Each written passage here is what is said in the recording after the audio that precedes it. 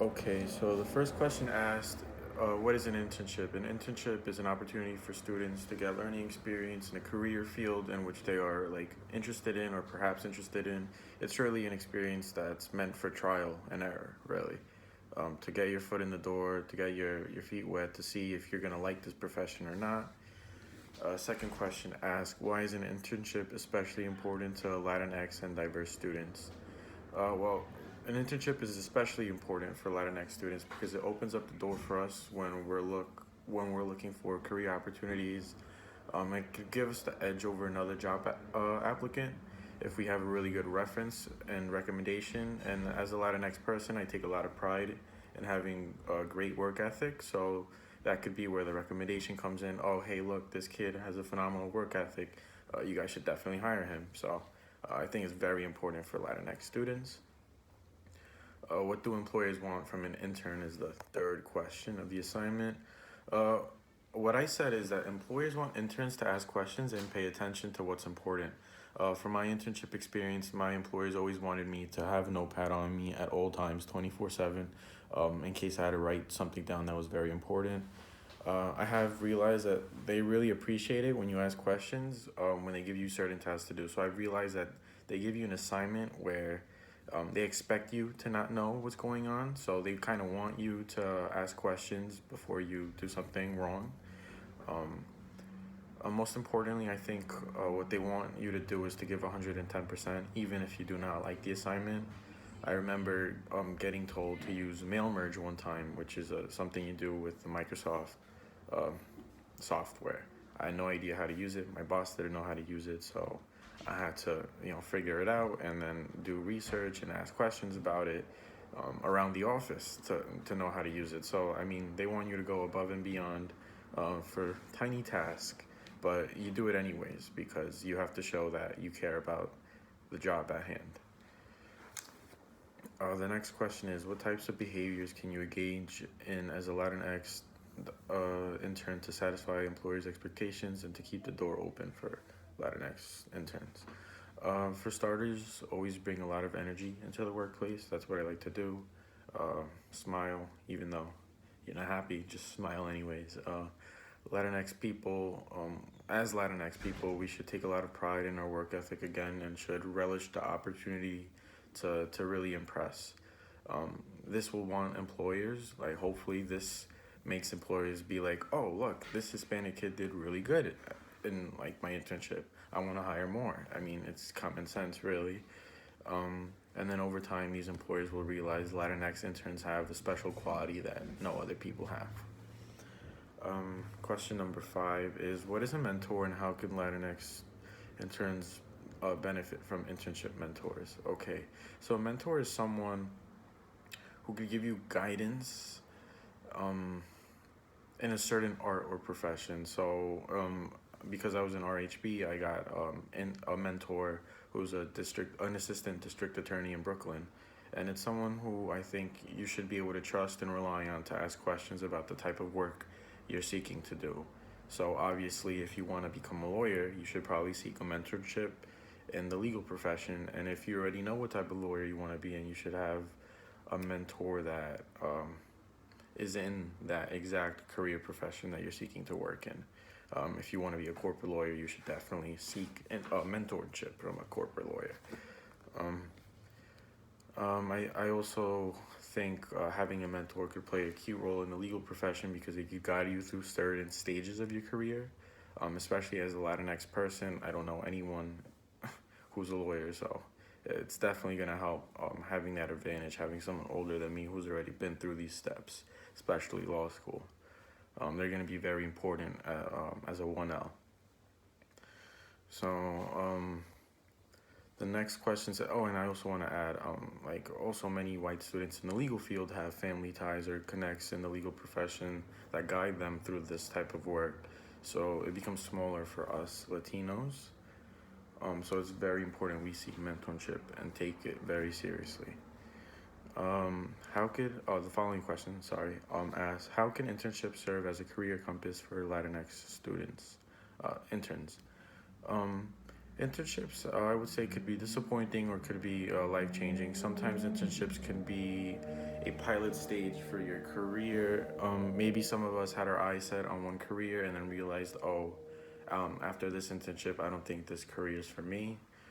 And perhaps an internship that you didn't want ends up being something that you love doing, and then, well, that's what you want to do for the rest of your life. So I think internships are kind of like trial and error. You know, you go to an ice cream parlor shop and then you're like, oh, can I try this flavor? You don't like it. It's like the same way, you know, and then you stick with it.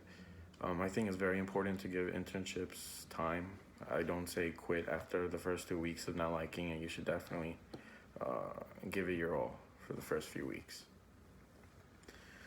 The following question asks, how can an internship serve as a post-graduation employment opportunity?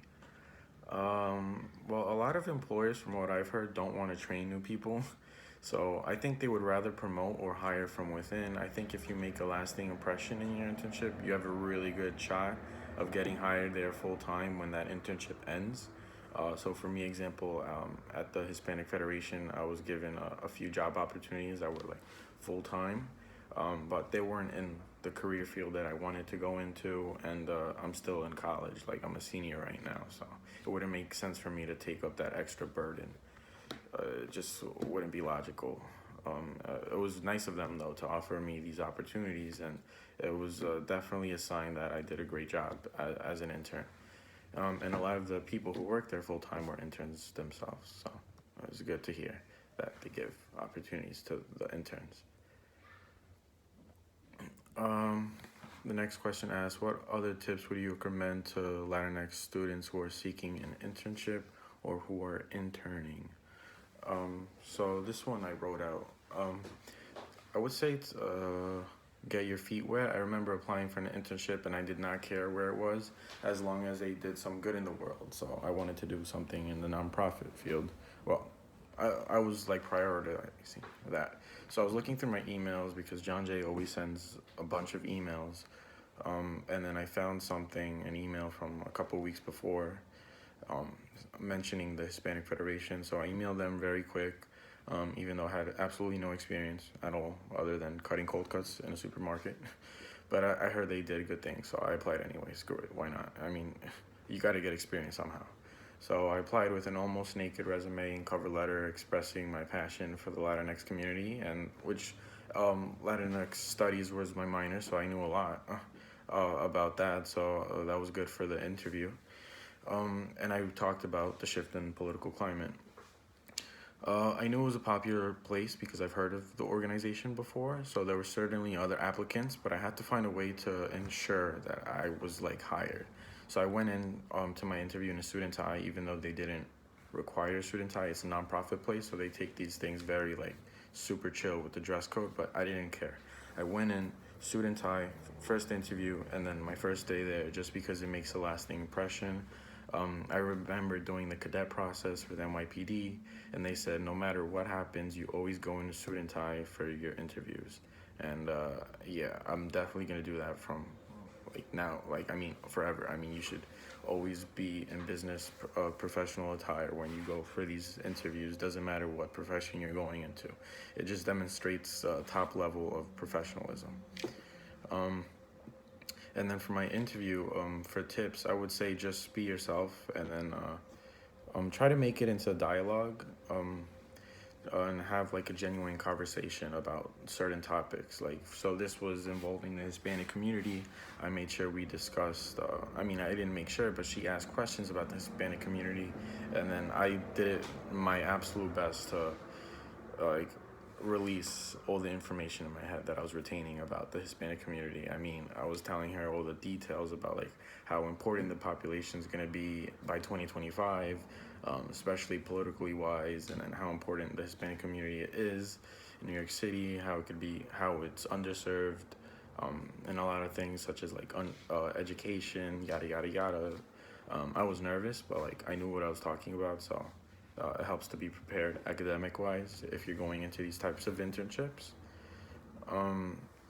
And then I was getting a little nervous because they hadn't emailed me back after like a few days. I mean, I'm sure like some internships take weeks to email you back, but I didn't know that. So I emailed them after a few weeks, after a few days, uh, very eagerly. Honestly, my emails, I don't even want to look at it right now. It was probably super unprofessional, but I sent an email anyways, expressing my like interest. And I think if you show eagerness to work, employers will find you as an attractive candidate. So even though like um, I was definitely a raw, very flawed email, I think they got the message that I really wanted to be a part of their organization. Um, and then my final tip, um, other than being very, not aggressive, but passively aggressive, make sure that they know that you want this. I want to say I know many of us Latinx people need jobs.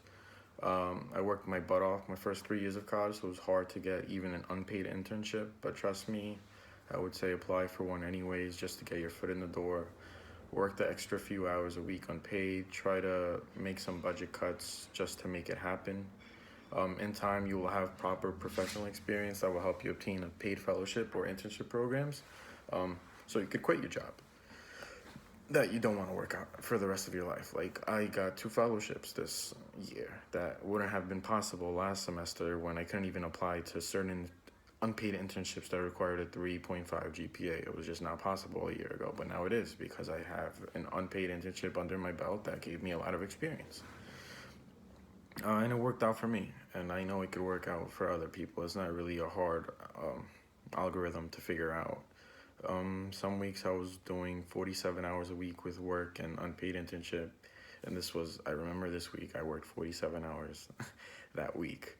And it was the week of finals week. And the week before that, I did like 42 hours a week. I don't know what was going on in my head, but I just couldn't say no to anything.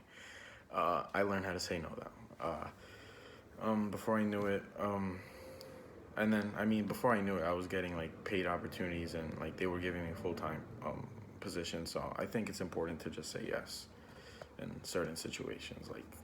Like just try not to say no the first few months, and then after that, you know, start saying no, because grades matter. Fortunately for me, I killed my last year. Like I made the dean's list last 2 semesters, and I think it was the pressure of doing and getting involved in all this stuff and learning new things every week that really helped me excel in academics. Um, And yeah, that's pretty much it. So I hope you enjoyed my tips and my assignment. Bye.